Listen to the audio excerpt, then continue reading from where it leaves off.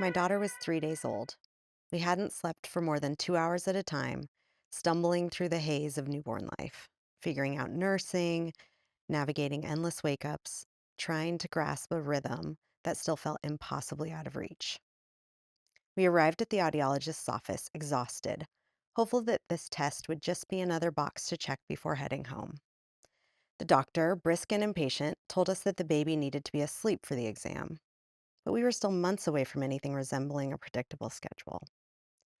She stuck us in a dark room, closed the door, and told us to get her to sleep. We rocked, we shushed, we paced in desperate silence. Finally, when her tiny body relaxed into sleep, the doctor rushed back in, performed a quick test, and then without pause, said the words that shattered my reality. Your daughter has sensory neural hearing loss. She will wear hearing aids for the rest of her life. It was it was clinical, cold, a statement of fact, nothing more. She had probably delivered this news 100 times, but for me, it was the first time. It was life-changing, expectation shattering. My mind reeled. How? Why? No family history, no risk factors. I searched for something to hold on to, some explanation that would make it make sense, but there was nothing. Life, I learned that day, is like a symphony, beautiful, unpredictable, with moments of harmony and unexpected pauses. I had expected my daughter's life to follow a certain melody, a song without disruptions. But suddenly, a note I hadn't planned for rang out, changing the tune entirely. And yet I realized we still had the power to compose something beautiful. We sought a second opinion. This time, the experience was entirely different. The new doctor was patient, compassionate. Again, our daughter wouldn't sleep. But instead of rushing, the doctor worked through her lunch, took her time, and diligently checked everything. When she delivered the same diagnosis, she sat with me as I cried. She didn't rush to the next patient or minimize the weight of what she had just told me. Instead, she gave us a plan, a way forward, hope. And in that moment, I saw clearly the difference between delivering news and holding space for someone as their world shifts. It made me think of my own work. How often had I told a patient, you need this, or this tooth can't be saved, without fully grasping how it might land? What was routine to me might be life altering for them. The way we deliver news mattered. The time we take to sit with people in their discomfort to help them process and find hope matters.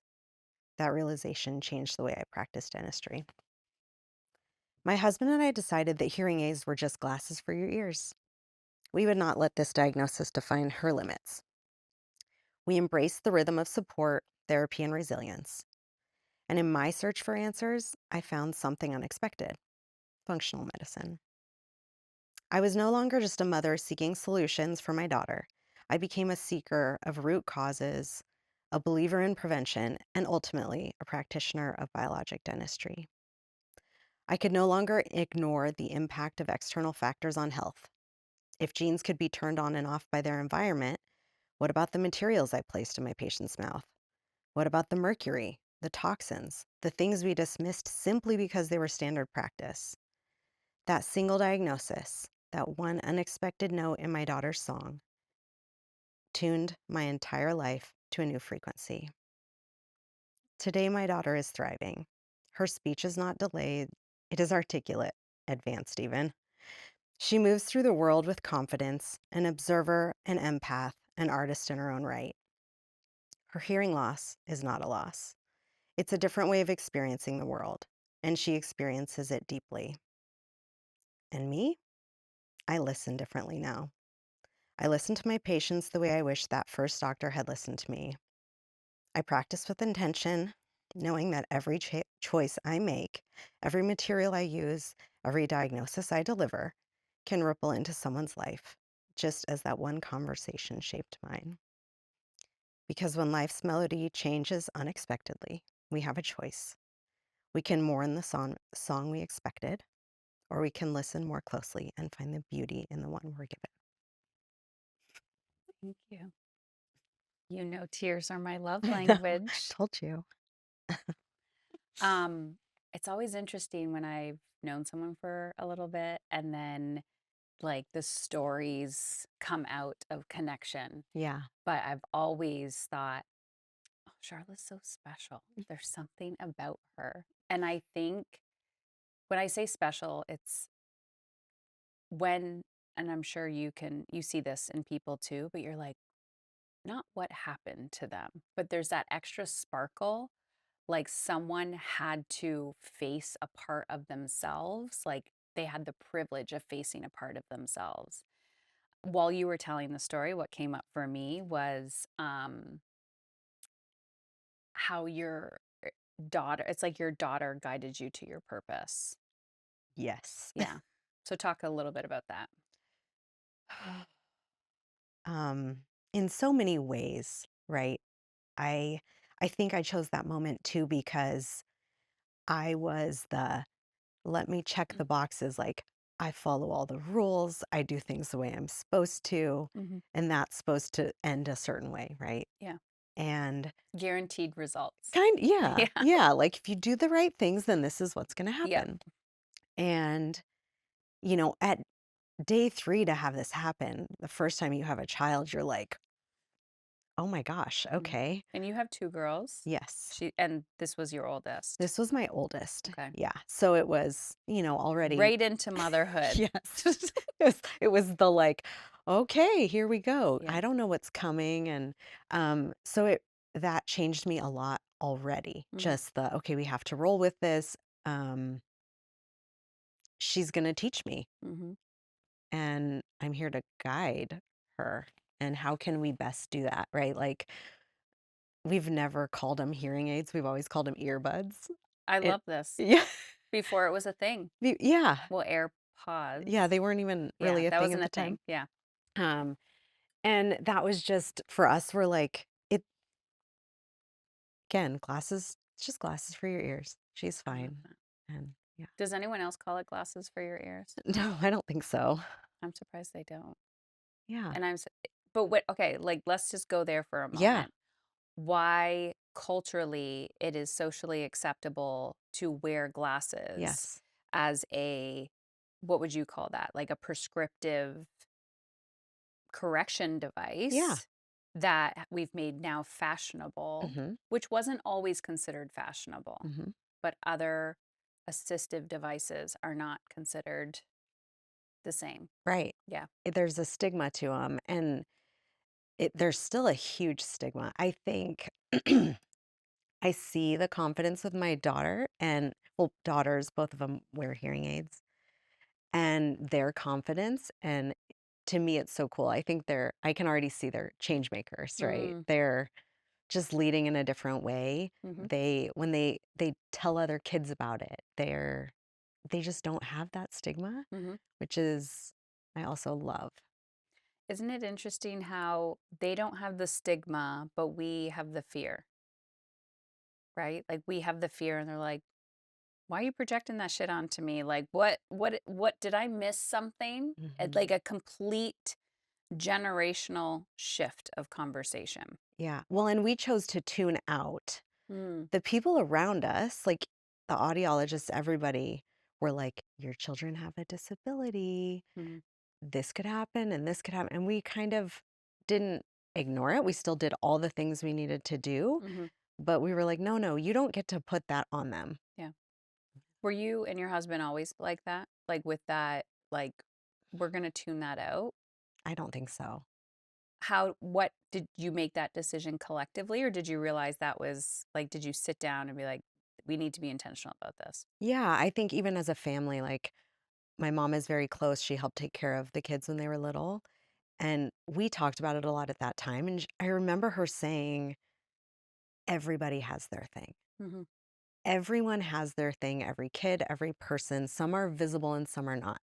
My kids just so happen, it's very visible Mhm. and people know right away, but my mom is cute. She's like, I'm like a raging introvert. I fight it all of my life, right? Mhm. Um, and I think that again, we were like, no, then we're consciously making a decision Yeah. about that. What did you notice? So you were practicing dentistry at the time Yeah. as well. When did you start to transition your practice? So once I found functional medicine and I started seeing a provider, it was from her that I found out there was something called biologic dentistry. I Mm. had never heard of it.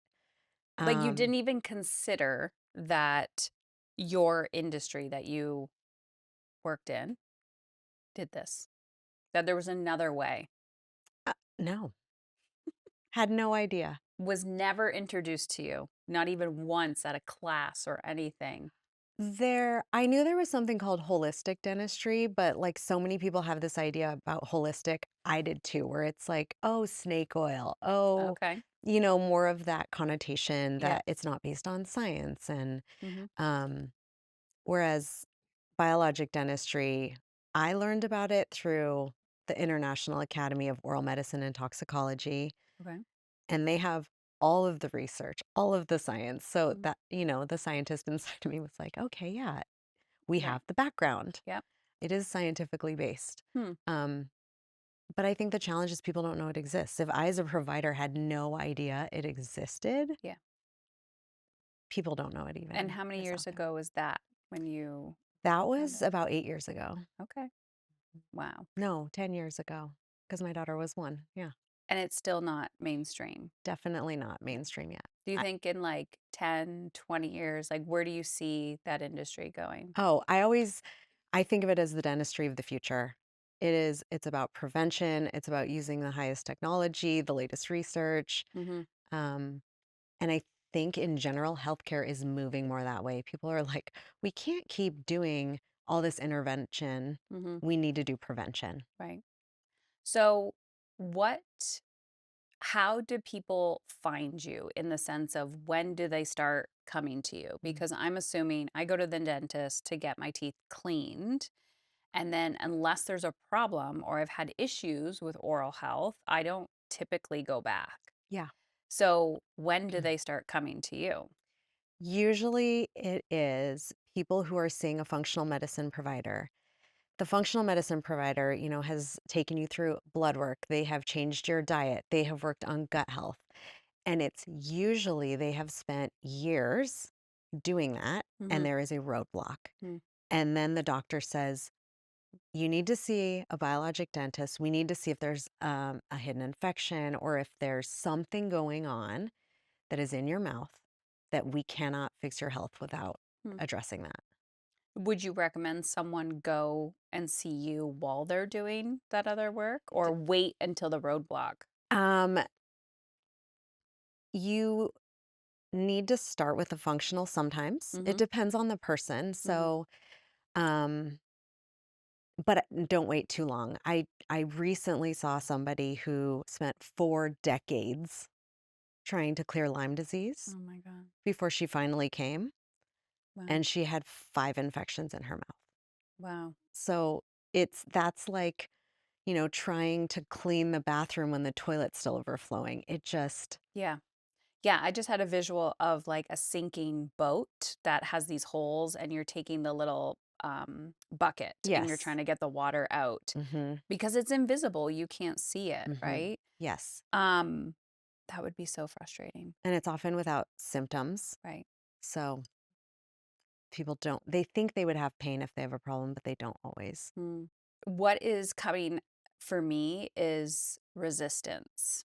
I had a friend who was diagnosed with cancer shortly after me, and she went down this whole path with the biologic dentist. And I Mhm. didn't even know what she was doing, or she would just drive hours and hours and hours to go to this dentist. It Mhm. was like, oh, I found a dentist that would listen to me. Didn't know what that meant.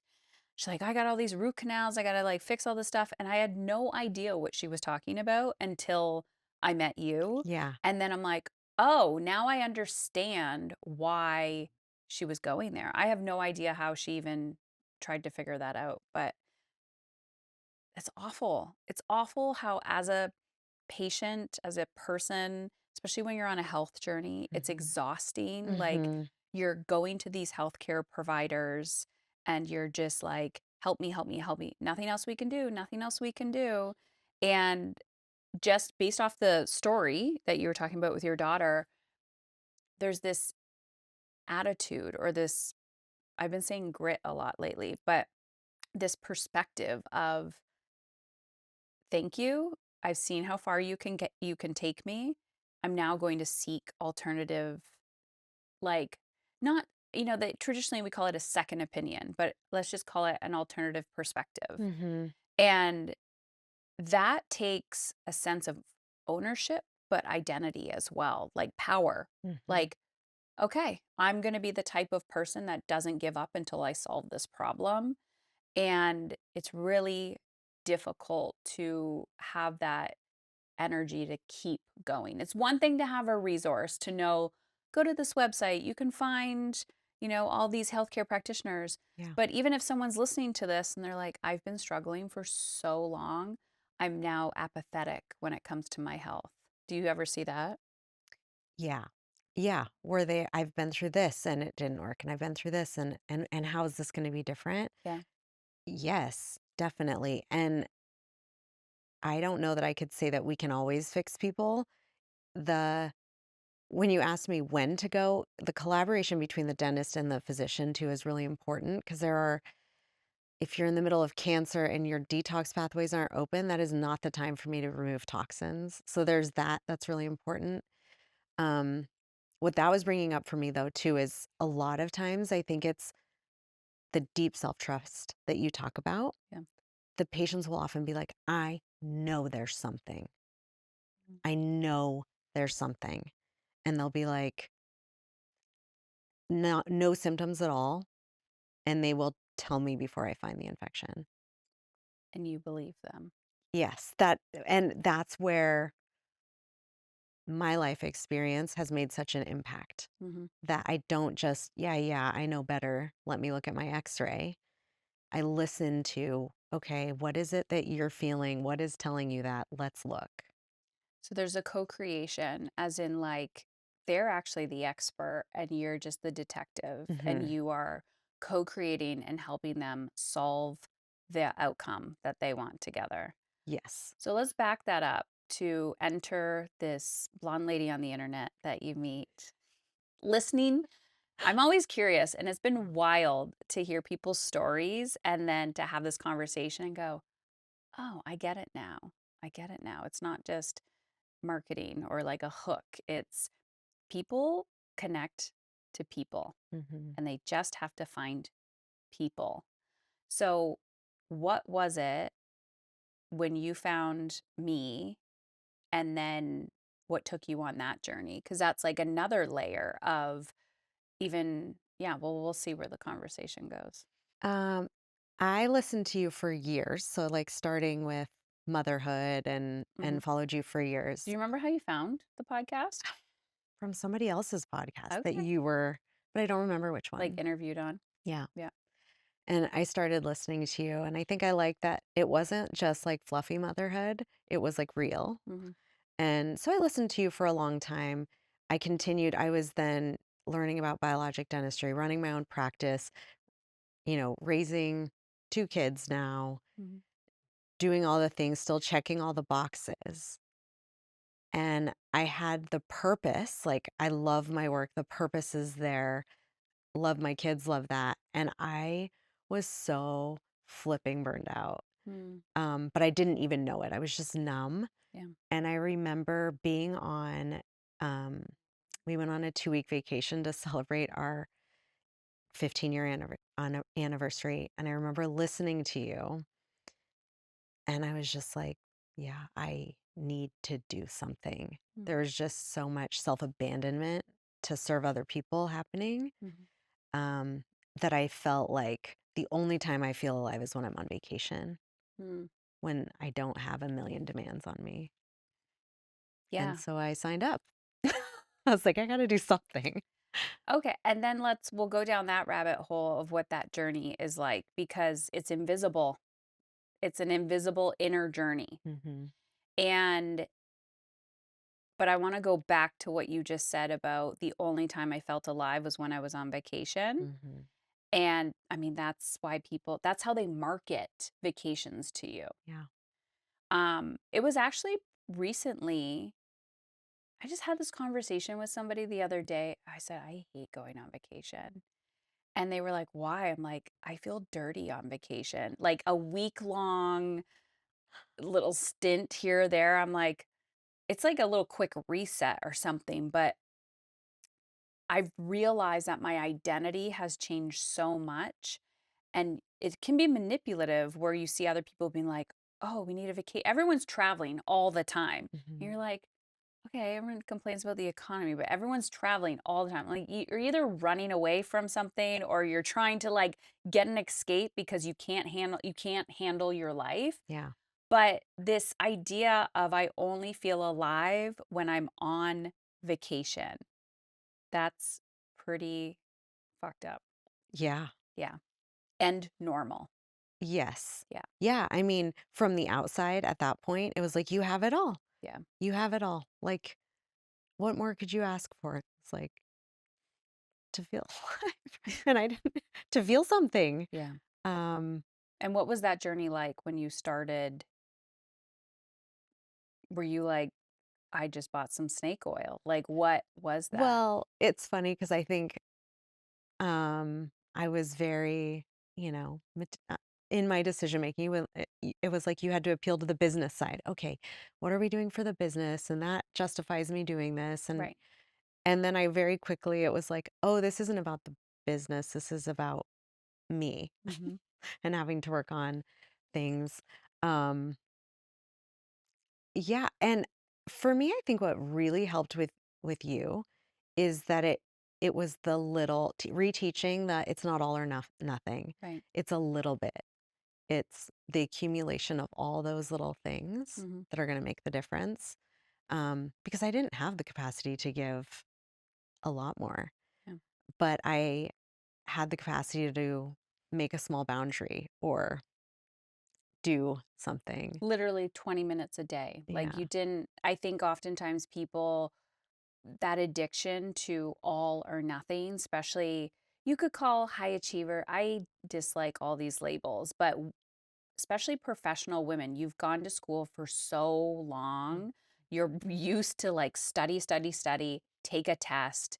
Did I do good? Did I pass? Is this enough? Mm-hmm. And this process is like, hey, we're integrating this into your already full life, already full plate, little tiny bites at a time, compound effect. Mm-hmm. One day you will feel different, or something's gonna, you're like, that's a huge shift, or oh, I didn't have a panic attack, or I slept through the night, or I didn't yell. Mm-hmm. Um, and that is the data. That's the like, Mm-hmm. you made it. That's the A plus plus.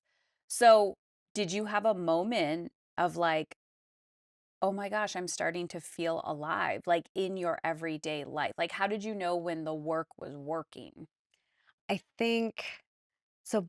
Right before I started working with you, in maybe the few months before that vacation, I knew I needed time for me, Mhm, and uh, and so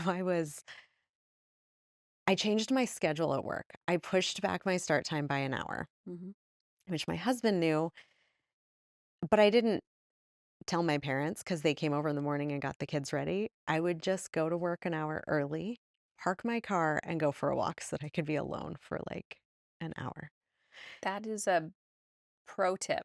Pro, yes, Pro tip when you are just starting out and you're terrified of like being found out, like yes, terrified of making these subtle shifts. right. Yeah. So That's a good hack though. it was great, and I was starting to already feel Mhm. like, okay, I've got a little space. I could at least think. Yeah.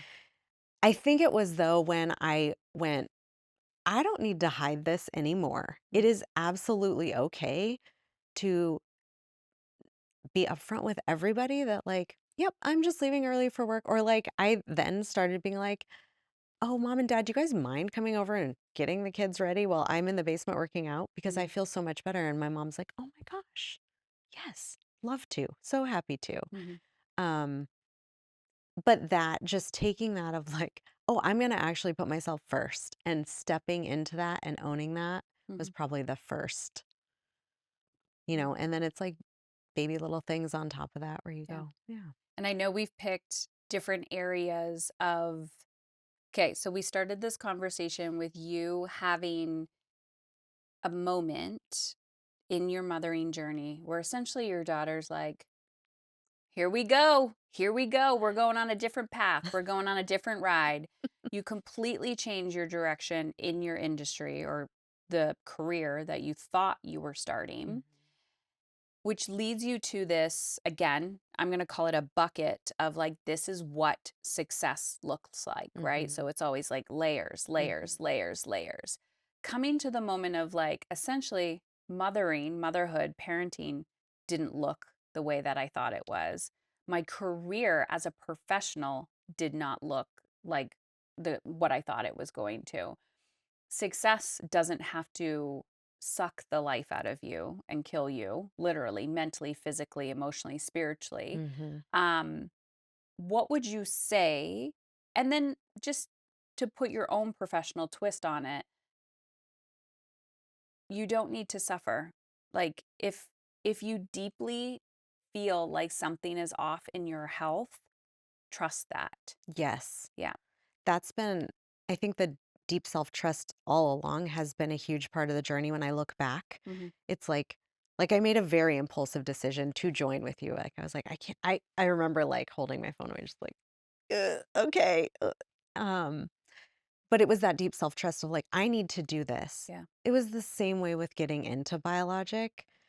Um, Once I read about it and learned about it, I was like, okay, yeah, I can't unlearn this. I Yeah. know too much now and I have to practice this way. Um, and it's kind of like you said, like, what's the next, you're always talking about what's the next little crumb, right? And Follow then the when I see it crumbs. for you, I'm like, this is your next crumb. I know. Where's your next crumb? Is it like right? But that, um, yeah, just kind of keeping following that. But and that Keep goes with, following the breadcrumbs. yeah, Yeah.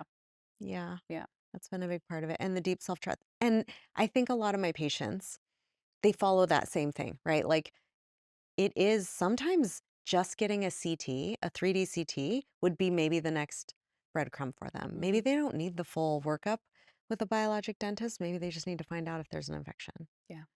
Um, yeah. I have to say that when you become a certain type of person or you've had certain life experiences, there's these values that you deeply desire, like values that are deeply ingrained in you. And the only thing you want, especially when it comes to your children, your health, anything, success, and you're investing in someone, is to find healthcare professionals that have the same values. Like, I don't care how many plaques you have on the wall. Like, yes, I need to know that you're qualified and that you constantly you love learning and reinvesting, but honestly, I want to know that you're thriving. I want to know that you're healthy. I want to know that you practice what you preach. Hmm. And you can see that on people. You can Hmm. tell when your healthcare practitioner is burnt out, burnt to a crisp. And I immediately lose respect. And I'm like, I get angry and frustrated. And that's kind of why I do what I do. Cause I'm like, you well resourced is literally going to save the world with more time, more energy, and not waking up in the middle of the night with a panic that you can't pay your bills or feed your children. Right. That is what is going to save the world. And of course, that is aligned with health as well, because you don't just need to survive. You don't just need to, you're not just worthy of the minimum. Like, you are deserving of so much more. Absolutely. Yeah. Yeah. So what would you say to that younger version of you? Like, maybe the night before you gave birth to your first daughter, what would you say to her? I would say just trust the process. Yeah. Just you'll know what to do. Mhm. You always have. You've always figured it out. Just trust the process. And it's going to turn out more beautiful than you ever would have imagined anyway. Yeah. And don't lose that trust. And if you Yes. do, figure out how to come back home to it. Mm, Yeah. mm. Where can people find, if someone's listening to this and they're, well, first of all, let's tell them where you are, your practice. And then if they're, well, you do take out of towners as well. Mhm. But if they can't come to you, where they can do their own research. Yeah. So my practice is called Alive Dental. You can find us at alive-dental.com or on Instagram or Facebook at Alive Dental. Um, the International Academy of Oral Medicine and Toxicology has a great online Find a Dentist listing. Mm, So that's IAOMT.org. And they will have providers who are part of the IAOMT, meaning they've been to a conference, they know what biologic dentistry is. They're also going to have people who are certified in safely removing mercury fillings mm. so that you don't get exposure. They have people who are accredited and up and up. So you can look at kind of what are the credentials of that person and knowing then how to pick Mm. or which one fits for you. Okay. And you, I don't know if you said this, maybe you did. Where's your No, I didn't. practice located? Where are Yes. you located? So I'm located in Colorado, about an hour north of Denver. We serve people from Colorado, Wyoming, Nebraska, all over. Um, yeah. Beautiful. And any professional women that raising children that are listening to this that are very left brain and logical and saying, who is this woo woo lady on the internet talking about emotions? What would you say to her if she is considering leaning into this journey and absolutely terrified and trying to find every excuse as to why she cannot do it? What do you say to her? I would say that you're wasting a lot of time and money and happiness the more you resist it. Hmm.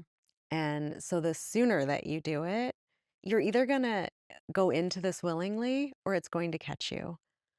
And so, if you want to be the one in control and kind of having that feeling, go into it. I like that. You're either going to go into this willing, Or it's going to catch you. or it's going to catch you, or your kids are going to, karma's a bitch, and your Yeah. kids, something's going to happen, and they're going to be like, we're sending you back to Heather. We're sending you back to Heather. I think or your body's gonna shut down, Yeah, like, that too. seriously. Yeah, I see I see that in some of the people I know, and, yeah, I think facing that just makes it all lighter and better. yeah. Yeah. Thank you. Yeah, thank you.